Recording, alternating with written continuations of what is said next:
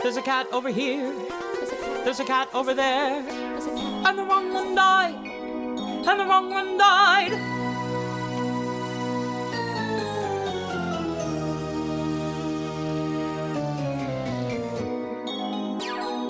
Welcome to The Wrong Cat Died, the podcast breakdown of the catastrophe. I'm your host, Mike Abrams, and today we have another fun episode.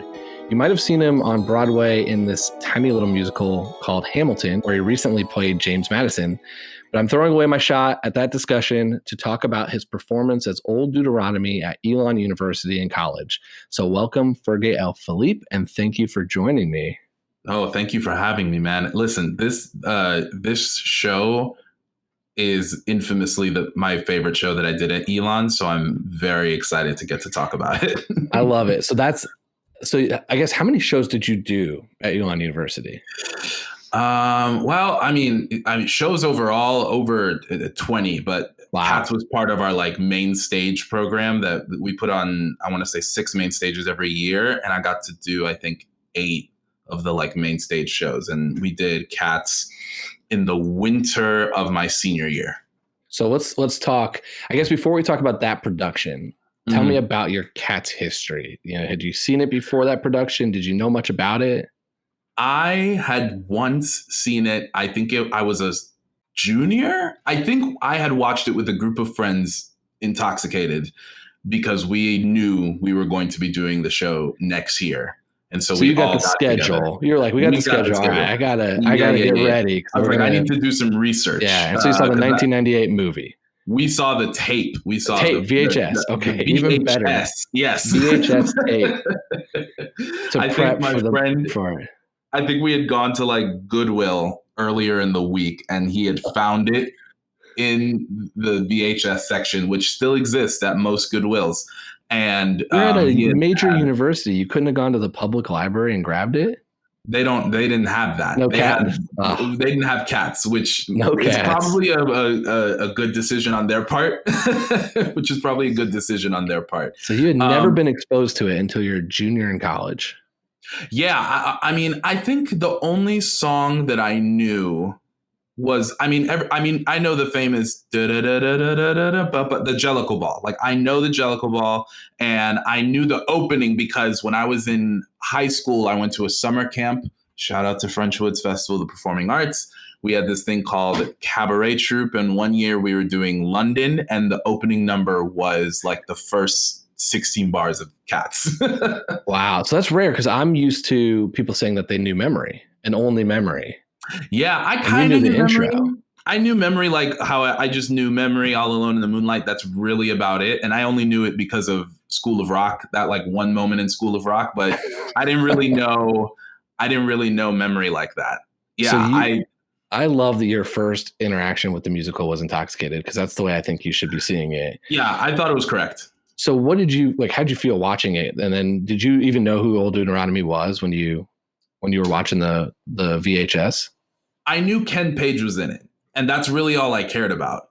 Someone said I didn't want to watch this. That was also something that should be stated. I was very against watching the show for that night. But somebody said, but Fergie, Ken Page is in it. And I said, okay, well, hit play because I love Ken Page. Ken Page is one of my, vocal idols. But I remember watching it. I think I actually had a very good sense about it because I didn't feel anything like, why am I watching this? What is happening? I was just having a great time. And it was probably because I was intoxicated. I don't think that I took it too seriously. I was just there are all these people in unitards dancing very well to some really interesting psychedelic 80s Andrew Lloyd Webber jams. That's what we'll call them. Yeah. That is, I guess, an interesting introduction to the musical. I mean, you know a little bit of the beginning, a couple bars of Memory, but then you're about to audition for it and you're about to do it in college. So you're ready to go. So I'm ready to go. It was Skimbleshanks that made me be like, oh, am I really gonna, if I get cast, will I hate myself? It was Skimbleshanks that really made me understand why people didn't like the show. That was your hate? You hated Skimbleshanks? I don't hate Skimbleshanks, but it was one of those numbers that I was like, how did this get approved? You made it a during long way rehearsal? through that musical before you said, wow, how did this get approved? I know. I think I would say that I have a very low, I have a high tolerance for bad musical theater in terms of watching it. And I don't think necessarily Cats is a bad musical. Even watching the beginning part of it, I was like, I can get with this. I can let myself, invest in this. But Skimbleshanks was the moment where I was like, oh, this is why people are upset. This is why people have a very active anger. See, I didn't walk out of the show. I saw it in 2016 as a revival on Broadway. And then I saw it again a year later, almost to the day. And then when I was starting to prepare for this podcast, because, I got suckered into doing this, I was watching them like individually on YouTube, but I was like, I should watch the whole thing. And I ended up watching it on a plane because I was able to buy and download to watch offline on a plane. And I watched it on an iPad on a plane, and the whole time I was like, what's happening? Like, what is happening here again? Because I wasn't intoxicated, but I've got a lot of opinions on the show, but I want to get to your performance. How long was your run? It was, I think, 6 performances over a span of about a week. 1 weekend. No, it was over a weekend, actually. It was 1 weekend. We did a show Thursday, a show Friday, 2 shows Saturday, 2 shows Sunday, and then we were done. That's how it went. So what was told to you? Because I've been fascinated by the storyline, the plot or lack thereof plot. And there's a million ways to interpret these characters. And it seems like there are parts that are just like unwritten parts that everyone's told. But in a production like this, it's going to be 1 weekend. How much did they tell you about Old Deuteronomy? Like, what did they say? This is what you need to know. Here's how you need to embrace it. Did they give you any heads up on like how to take on this role?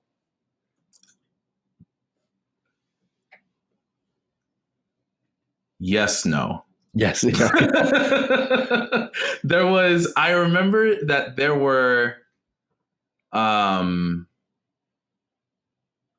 directions in the callbacks, just simple as you are in charge of everyone. In our production, Deuteronomy was basically everyone's father. That was essentially how we kind of played it out. That we would figure out the family tree later. We would figure out the tree later, but essentially Deuteronomy was the all madra of fathers for Cats. That's a little dark though now when you think about it, because it means that you're about to kill one of your kids. It means I'm about to kill one of my kids. That's right. Yeah. We'll get into we'll definitely get into a lot. There were a lot of different choices that we decided to go this route, because it should also be stated this production was done right after the 2016 election. Right after the election. So that would have been before. No, the revival had already been going. The revival had already been going, yes. But we had managed to get the rights right before they cut off any school production. So we were the only outside production doing Cats next to the cruise ship. Yeah. At the time. Wow. Yeah. Okay. So your 1 weekend that you couldn't see it on Broadway, it was you came down to Elon, North Carolina, and you came and seen these college kids do some Cats.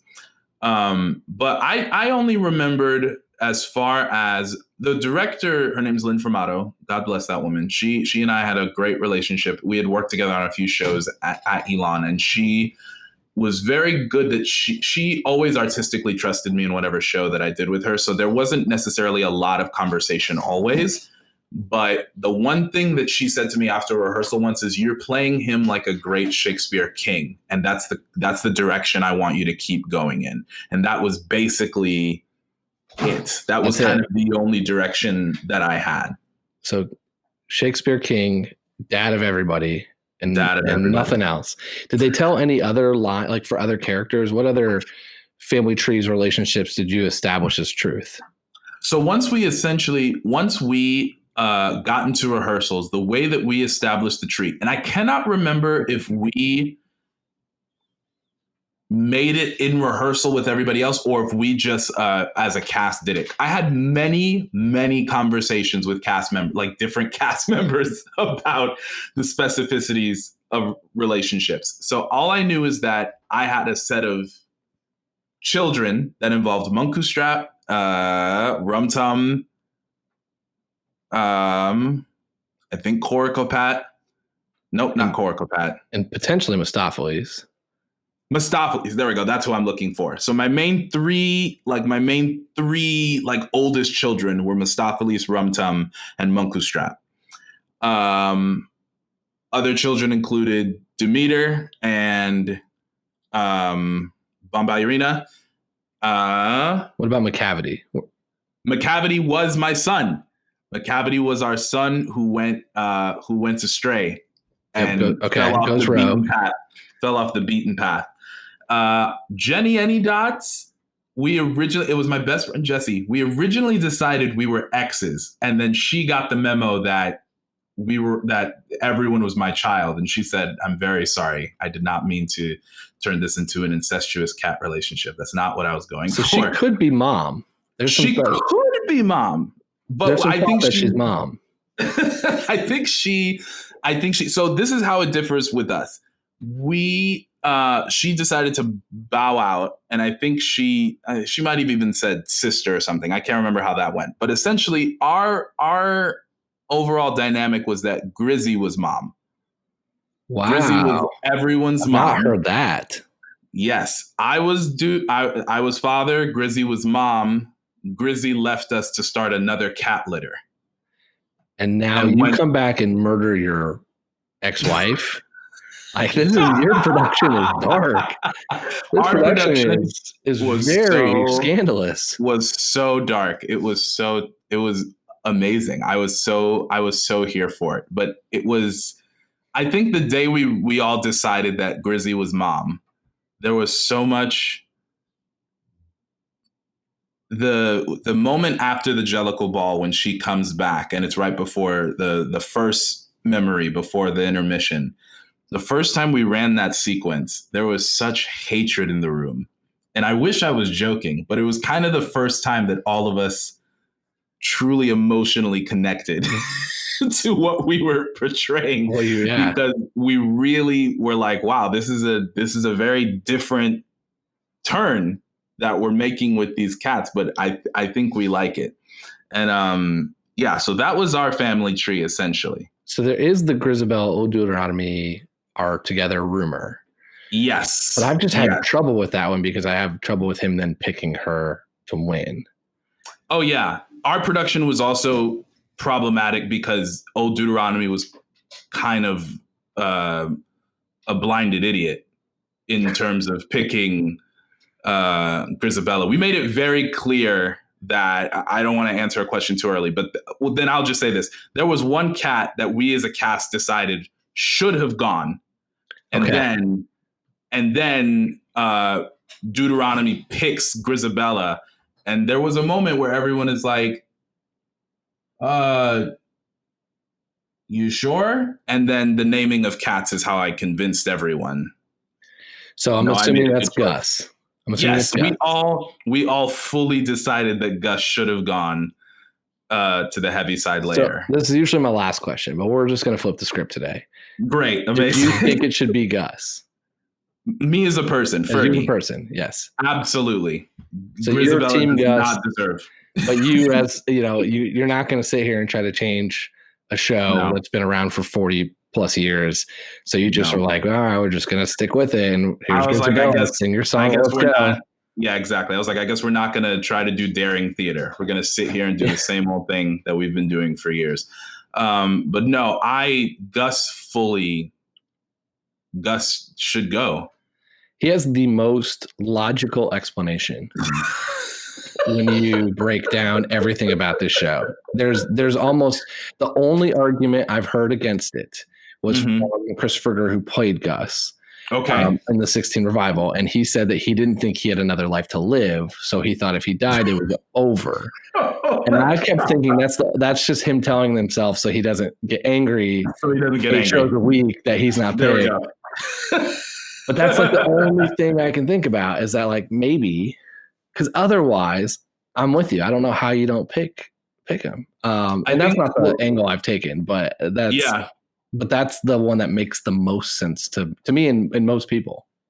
Yes, I felt like there was another person that in my mind I was like, they also could. I couldn't remember who the next person was. Maybe it was Jelly. I don't think it was Jelly. It's probably but there Jenny. was another. It's usually Jenny. Jenny is the next person. I could see Jenny. We didn't make Jenny that much older in ours. Jenny was pretty. So that's why Jenny she's generally pretty young in ours. Yeah, that makes sense. Yeah, it's usually because there's like 3 tiers of cat ages, right, in the production, and so it's usually pretty much goes in that tier. Grisabella, Gus, Jenny, I think Jelly, maybe Bustifer, but no one really argues for him. No one argues. And then it goes down to the next tier, and it's like Bomb, Tugger, Mistopheles, Monkstrap. And then it's like the last tier where it's Victoria and Alonzo and all those like the kittens where it's like they don't have any argument. They know nothing. But there's a lot of ways to angle that. So I'm glad that you're okay. So your team goes. So you're with me that the wrong cat dies. Oh, 100%. Perfect. Yeah. Now, one thing that happened in the 2016 revival that, and again, this is like my only frame of reference, is that in an intermission, Old Deuteronomy sits on stage the entire time. Did you have to do that? No. Okay. I was quite vocal since day one. Did they try to make you do that? They asked me and I said, absolutely not. I'm glad you did. I was like, no, I'm going to go backstage and get a intermission. But also what should be noted is that conceptually our Old Deuteronomy was very different from how he's usually played. Like the Ken Page version / the Quentin Earl Darrington version, I call that the mop. That's like the mop Deuteronomy, how he's conceptualized. But ours was very Silver Fox, very like almost Morgan Freeman-esque. Like we made him, he's older, but he could still kick some ass if he needed to. You know what I'm saying? Like he still has got the ability to go off. So you probably should have fought McCavity in that scene. Like he didn't get kidnapped. Absolutely. You would have handled business if you needed to. I would have handled some business. Well, I think that's what made some of the McCavity stuff. That's where I remember as a production were kind of trumped because there were a lot of moments where Deuteronomy would have like the ability, like if there was ever the first couple times, we think McCavity is around, usually it's just Munku Strap and Rum Tum and Mistopheles handling business. But in our production, it was just me and Munku Strap. So, okay. So they weren't even the other two, the two potential lovers were. The two potential lovers were backstage doing their thing. Backstage, yeah. They were backstage handling the masses while me and Munku Strap, my oldest son, we handled everything. We made sure everything was good. So the kidnapping was definitely one of those, like, we just have it's plot. So we can't cut it. We have to put it. Yeah, you got to bring it back in. We just got to make it happen. Did you do Growl Tiger and Griddlebone? We cut it. Okay, so that's not in the 16 revival, or at least I don't remember if it was. And it was like weirdly added to the new movie. Yes. I still have to see the new movie. I'm waiting for the right time. I don't know if that time will ever come, but I will watch it sometime. You need to watch it in a similar state to when you watched the 1998 movie. This is exactly my recommendation.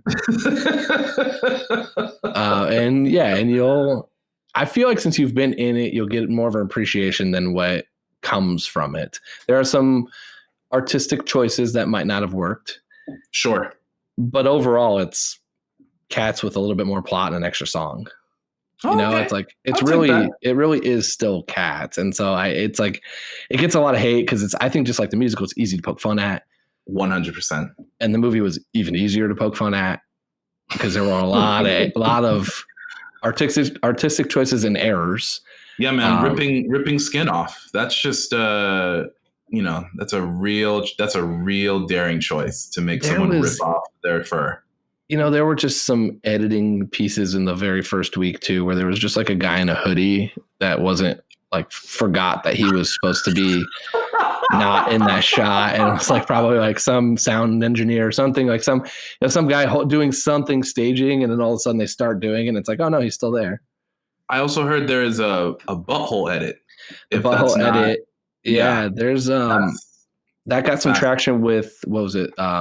Seth Rogen. I think somebody like really went after it. Seth Rogen. And there is a cut of that. There's a lot. Mm-hmm. I mean, Andrew Lloyd Webber kind of stepped away and kind of backed out of being involved. Jason Derulo said that he thought it was going to change the world. So like there's a lot. I just think like kudos to all those people for getting paid. Like, you know, they made some money. The movie didn't, but all the actors did. And actors got, hey, listen, the actor, Andy Blankenbuehler, he got his check, and you know they were all good to go. And I think it's going to make some money in its longer life. I think Universal has known exactly how this is going to go. Yes. Okay, so let's talk about some other Old Deuteronomy questions and rumors. Did you think you even had a chance to be picked for the Heaviside Layer? Oh, that old dude gets to go? No. Absolutely not. Like, you don't even think you're in the running? I think the complicated thing with old dude's position of being sent to the Heaviside Layer is that because he's the one who picks it, he would have to dethrone himself from the litter. He would have to dethrone himself as litter. So I believe that when he hands the crown over to Munkustrap to officially take over, he's done. And then, you know, it's up to Munkustrap whether or not he sends his father to the Heaviside Layer. And that's a whole other musical. That is Cats 2. I've heard a lot of variation of Cats 2 already on this podcast. That is, so I kind of agree. I just didn't think it's that he has a chance, but I think it's an interesting question of like, why not? Why not? Yeah, it's true. And it's also, it then goes into the question of whether or not is Deuteronomy aligned with godliness. Like there has to be that conversation, especially since he has a biblical name. Like there's just one of those things, because that's also not really established whether or not Deuteronomy is like a genuine like figure amongst these cats, or if he is like a representative from the Heaviside Layer that has been sent to Earth in cat form to pick. And is the Heaviside Layer actually a place, or is it a reborn? Which is another piece that's kind of argued. I never thought about that. Because there's a rumor, and I don't remember where I heard this originally. It was some video, is that there was a place in the Winter Garden Theater, or there was a place like in the attic or in the balcony or somewhere up there that they kind of called the Heaviside Layer. And it was just a place up in the theater. And so I think it might have even been Ken Page or somebody was talking about how there's some story behind that. Wow. I could be totally making that up too. I don't know. But I remember vaguely hearing that. That's hilarious.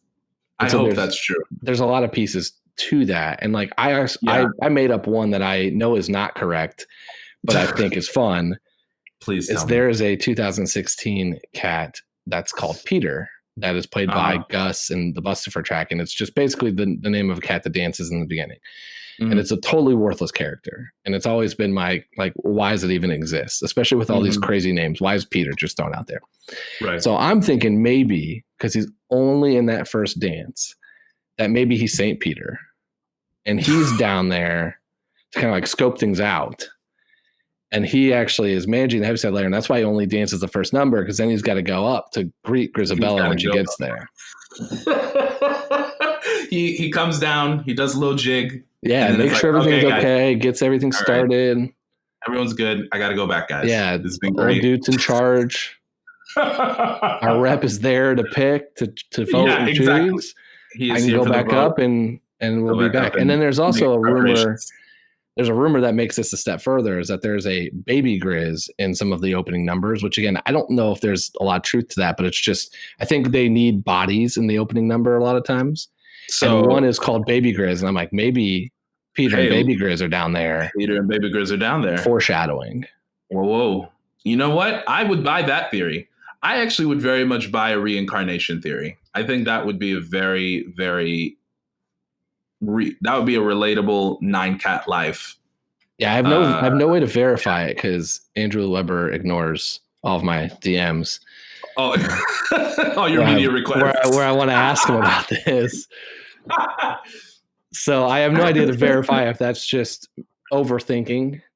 Because I'm pretty sure the beauty of cats is that there is no answer to 99% of the questions. It's just no Bible to cats dancing and singing, and then that's it. You figure out the rest. Yeah, you solve the problem. And they tried in the movie to put some like storyline in there, and we all know what happened. So it's like they should just go back to not telling anybody anything that's happening and see what they come up with. Exactly. So let's talk about a couple other parts of the musical I know that you have strong opinions on. So I think you mentioned the moments of happiness. Yeah, we got to talk about that. So what are your thoughts? Like, what bothers you about it? I wish I had thoughts. I don't know what that song means. I performed it, and it was upsetting because when we blocked it, the director said, Fergie, let's just talk. And the weird for me, I didn't see the 2016 revival, but in our production, they had all the cats come back out on stage, and I sang the moments of happiness to everyone. And so I'm singing this song, and she just goes, "So what does it mean? You're an actor who does research. Tell me what you researched about this song." And I was like, "Oh, I did, apparently. And I don't know what I said. For sure pulled it out of my ass. And it was something about positivity and happiness in the afterlife. And everyone thought I was being profound and that I was saying good things that I truly thought about. And and the worst part is I couldn't remember what I had BS'd for the future. So when I would go to perform it again, I still was just like rattling off who knows what. And the only direction that I remember getting was,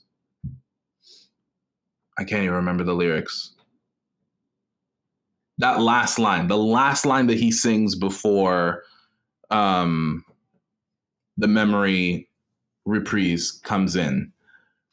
He has one line, and all she said was, "I want you to just like flick off the line. Like, oh, well, maybe it's that, maybe it's not." Which I remember saying to myself, doesn't that negate the seriousness that apparently is required of this entire song that I still don't know the meaning of? And so I think it didn't bother me in the show, but my friend Daniel, who played McCavity in that 2016 production, I asked him one day, I was like, "Oh yeah, what did you guys do when it came to the moments of happiness?" He said, "Oh, we have no idea." And I said, "You're kidding." He goes, "No, we truly I'm sure Q had something in his mind, but none of us knew whatever was happening during that song." Yeah. And I just don't know where to place it. Does anyone know? I don't think anyone know what that song's about. I'm sure a couple people Andrew. Andrew Weber's thought through it. Maybe. I don't know. At this point, I'm not sure. I assume he's thought through any of it either. Any of it. He just hashed it out and then sent it in. Yeah, it's an interesting place. It's an interesting kind of piece. Part of me wonders too, is like, does it just give you a chance to belt a little bit at that point? And like, maybe that was, I'm like, that's great. We're not utilizing this character enough. Let's give him a couple lines here to solo, and then let's move on. Right. And then let's move on. Because I think right after that, it goes into, doesn't it go into Gus right after that? I don't know. You're overestimating. I've not seen this full through that many times. I've seen like bits and pieces over and over again. But he said, the "I may be the host, watch through. I think I know." Well, and so my whole argument has been, I don't know that much about Broadway in general. Like I'm a fan, but I could tell you. You can see here. I'm wearing Pacers stuff. I got Indiana University behind me. I got sports stuff all over here. That's what I know. But I do also appreciate like writing. And so when I saw this, I was like, there's no, someone jacked up this writing. And that was where all of my kind of like humor around it and kind of poking fun at it came from. And then when we started doing this, I'm still like, I couldn't tell you the first thing about any of the dance numbers and the singing. I can't sing, I can't dance, I can't tell you any of this stuff. And so what I do know is that how I interpreted what I witnessed and how I would rewrite some of these things. And that's about it. And so when you get to like the moments of happiness or stuff that's not related to any of like the characters to where I think it's related to them, their performance to be considered, I'm just like, yeah, the Jellicle Ball, it's an orgy. What else do you need to know? Like, I don't know what else. Precisely. I don't really understand the point of the rest of it besides it's an orgy. Yep. Whereas like I interpreted this as a musical competition. And so when the cat's not giving their performance as their audition for dying, the rest of it is just like filler on a competition show. You know, it's like the little pre story about them. Like you get a little early Grisabella where they're going to talk about her, her rough life before she does her performance, you know, and that's how I look at this whole thing. And so all this, the Jellicle Ball, the moments of happiness, it's just like Terry Crews on America's Got Talent, kind of like doing some filler in between. That's exactly it. It just seems like a themed dance concert. That's really, and when I say like not necessarily through-lined, but themed. Like this year's dance concert is Cats. And that's exactly what I think the musical is. Yeah, it's your chance to try to win, give your best effort. Feel free to do it with a partner if you want, you know, like you can and everyone kind of numbers are welcome. Yeah. And that's it. There's no more to it. See you at the end. And then and in that case, I don't even think Gus is the choice. I think Gus is a choice if you angle it from like, he's older, he's deserving, he's won. I think you pair a couple of the younger cats who have some great performances and send them up. Mungo Jerry and Rumple Teaser. If it's just based on talent and skill alone, they win. So that's hands down when I left the first time I saw it, the only thing stuck in my head was that song. Mungo Jerry and Rumple Teaser. Couldn't stop thinking about it. The whole dance number was like incredible that these two were able to dance and sing that number, like do that entire performance in sync together and then sing. Right. But I picked Tugger and Mustapha's together. I want to pair those two. Those were two of, I think, the most entertaining numbers in the musical. Yes. They're showstoppers, both of them, like early and late.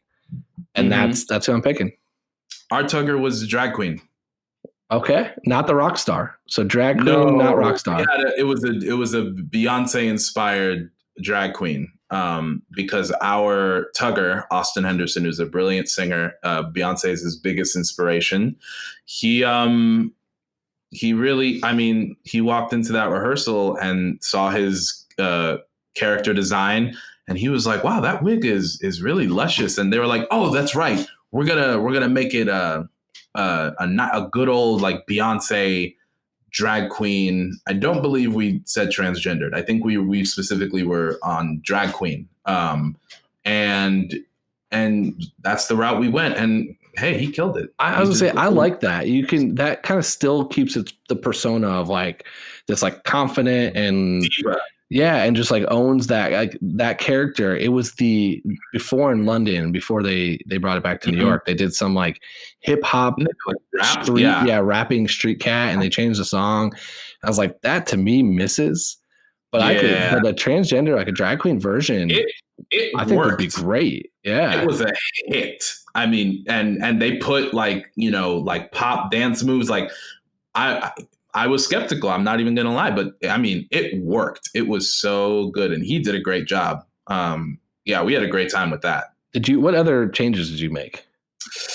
You've got Morgan Freeman, Old Deuteronomy. You've got Beyonce, Tugger. It was really political. We had the Peaks and the Pollicles be the Republicans and the Democrats, straight up. Like, we were not shy about it. It was the elephants and the donkeys, and they were dog toys. They were like, we made like dog toys. Right. You said right after the election. Right. Like, it got even more direct. We had a subplot that McCavity was McCavity was a secret agent for Trump Cat. The president of the Cats was a Trump cat, and McCavity took me originally because Trump cat was going to deport all of us.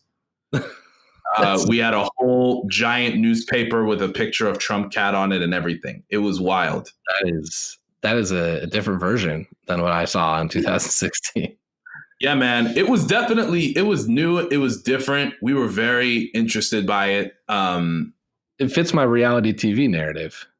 Yeah, it kind of was. We definitely kind of played to that. Oh, we also definitely made Mistopheles gay. Like we made that very clear during his number. I feel like 90% of the numbers of versions of Mistopheles I've ever seen are play that up.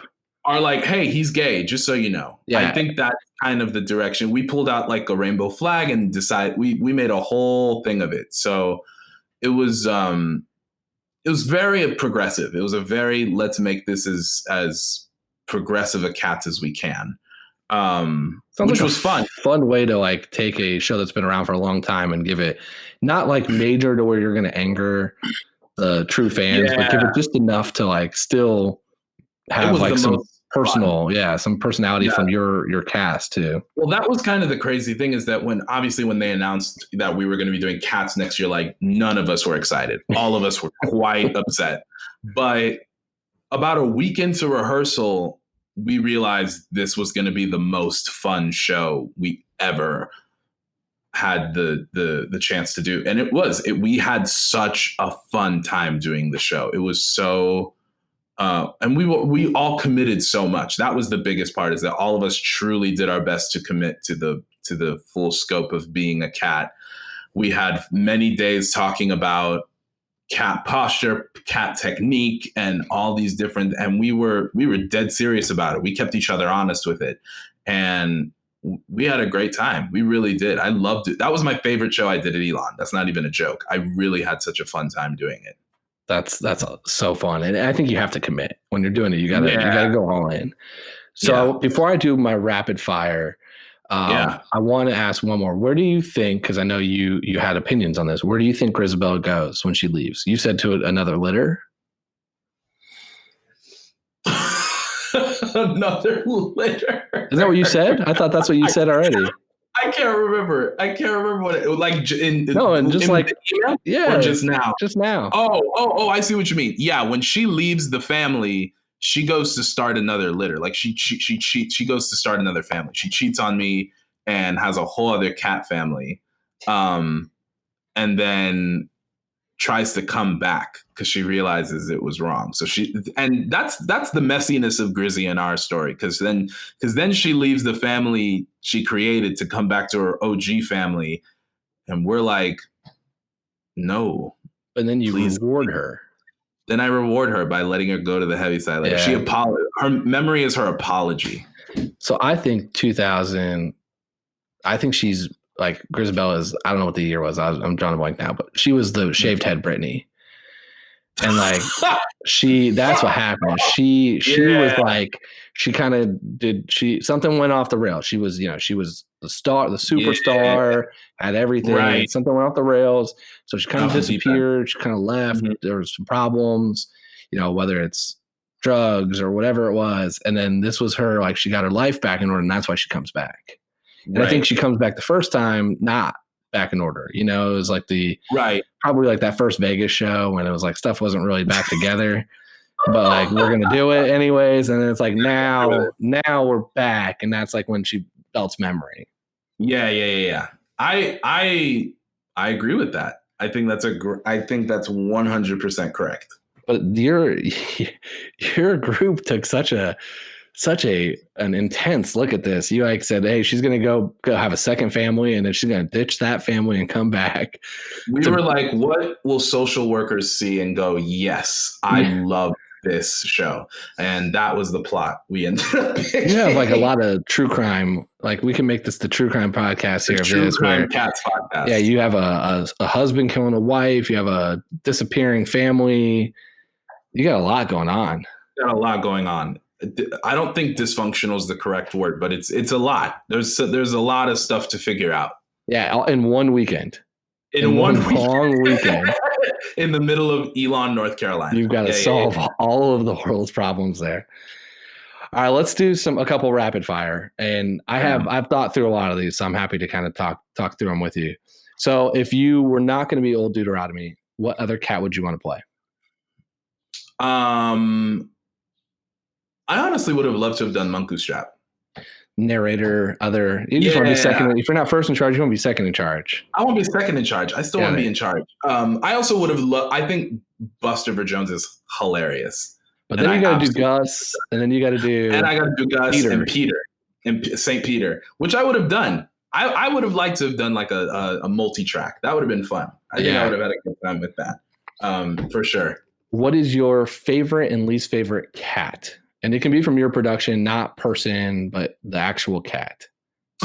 My favorite cat is Jelly Lorem. I love Jelly Lorem. I think she's just so sweet, and I love what Jelly Lorem was in our production. Like, I mean, she's usually Gus's caretaker, but Jelly Lorem was kind of just like everyone's like mother figure. Like, she was just a very sweet, very kind person. She gives up her chance to perform, which is like super... Which I think is just so giving and amazing. Yeah. It's so beautiful. And then my least favorite cat, I don't like Corico Pat and what's the other one? Alonzo? I don't. The young brothers, basically. Yeah, I'm like, why? Why are y'all y'all brothers? Here? The Kitten Brothers. Alonzo does, in a lot of cases, dances, like both of them dance potentially with Victoria during her like coming of age. Oh. So that's it. I really also think he just like they made up characters and names because they were like they want to do in the beginning and ending a lot of cats on stage. And so it's just like we need some ensemble characters to do it. Maybe I'm saying the wrong cat because now I'm thinking our Alonzo was definitely Victoria's partner. And if that's the cat that I'm thinking of, that's a different cat. And I actually don't have a problem with this cat. Maybe it's not Corico Pat, but there's like two kittens. So there are a couple sisters. There's Syllabub and Tantamile and a couple others. We're starting to get to the ones that are insignificant to my arguments. I know very little about them. I've always joked if you put Alonzo in a line of all the cats, I couldn't tell you which one was which. I couldn't tell you which one was which. Syllabub was the one who would sing the memory reprise. Yes. So I love Syllabub. It's Tantamile. That's who it is. So I think that's a twin with Corp Cat, maybe? I don't know. There's a lot. I think that's what it is. Corico Pat and Tantamile, both of them. Useless. What was your favorite song?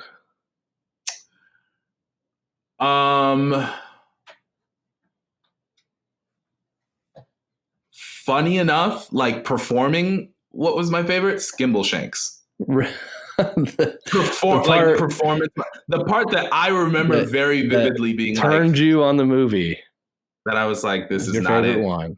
But it was actually the one I had the most fun performing. And it was also because I just sat on the steps and watched everybody. So you just got to watch them do it? I just got to watch them do it while I clapped. I love doing that. Yeah. I also love the Jellicle Ball. I love the Jellicle Ball. I think it's actually such a fun number. I love it musically, and I loved what we were able to do with it. And our production, Old Duke, got to dance a lot in it. So I had a lot of fun doing that. Oh, that's cool. That's not usually brought up that much. And then it is kind of weird when you're just like, I love the orgy. The orgy was my favorite part of this musical. Yeah. Okay, if Alexander Hamilton and James Madison were cats. Oh, Lord. Okay. Who would they be? James Madison would be Gus. That's for sure. And then Alexander Hamilton. That's actually really funny because he would either be McCavity or Monku Strap. I think I get it. I had Madison as either Gus or Old Deuteronomy. I just thought like Father of the Constitution's got to be one of the old guys 100% right there. But I had Hamilton as Monkish Trap because like with him being with like everything he did with the treasury, I figured if any cat is handling the money, it's Monkish Trap. Yeah, you're right. I got that. I'll definitely take that. But I can see what's your McCavity argument? My McCavity argument is that he will do whatever it takes to just get what he wants. It also depends on, like, as a cat, what does Hamilton want to accomplish? Because if Hamilton is just being Hamilton, you know, he has so many different avenues. But when you make Hamilton a cat, that automatically limits what his purposes in life come to be. And so if it comes from a purely survival mode, I feel like McCavity is a very liable option if it's just survival, especially from after he gets off the island. Yeah, he'll break every law possible to make it happen. Just to make it happen. I get it. And then last one, if you were quarantining with a cat, which one would you want to quarantine with? Oh, if I was quarantining with a cat, who would I quarantine with? Oh my God. Which personality is going to be best for you?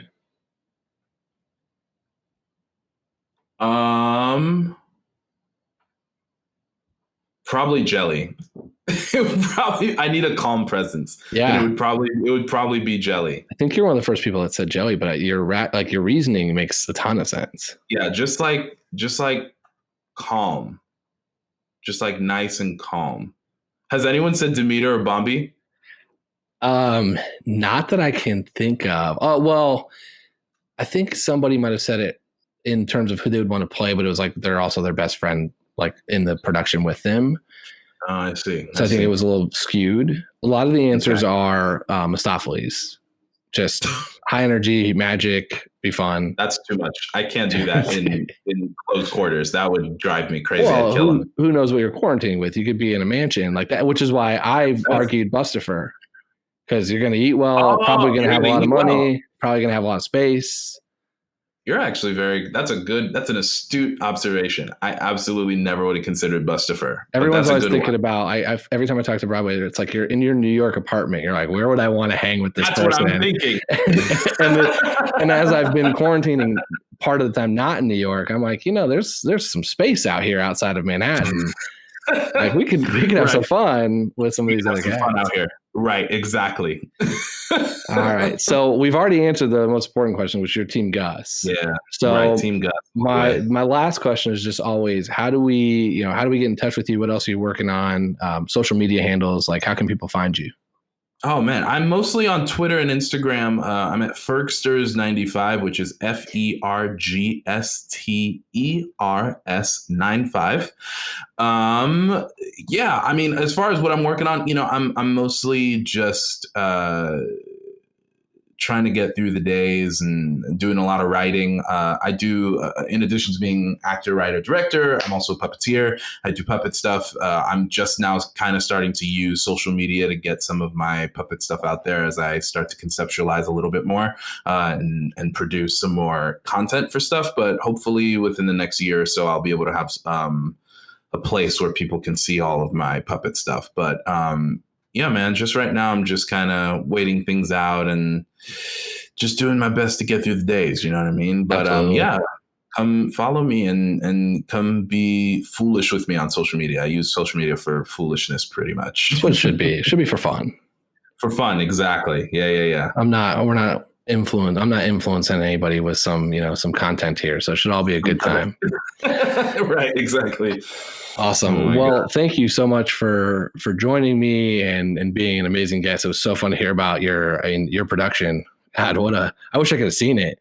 What a ride. Because it was an experience. I hope someone bootlegged it. Someone's in there in the audience. I'm sure it's out there somewhere. Oh, I'm sure it's out there somewhere. Awesome. And if I find it, I got you. Yeah, if you find it, send it my way. That would be my next plane ride. I'll boot it up to my iPad and I'll have equally amount of people staring at me being like, why is this guy watching Cats? What is he doing? Yeah, I got you. Oh my gosh. Well, thanks for having me, man. I had a great time. I had a lot of fun.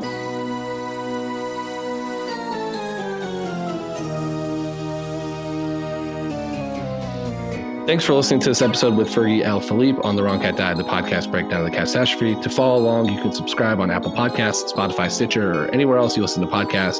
Follow us on Twitter and Instagram at The Wrong Cat Died, or check out our website, thewrongcatdied.com.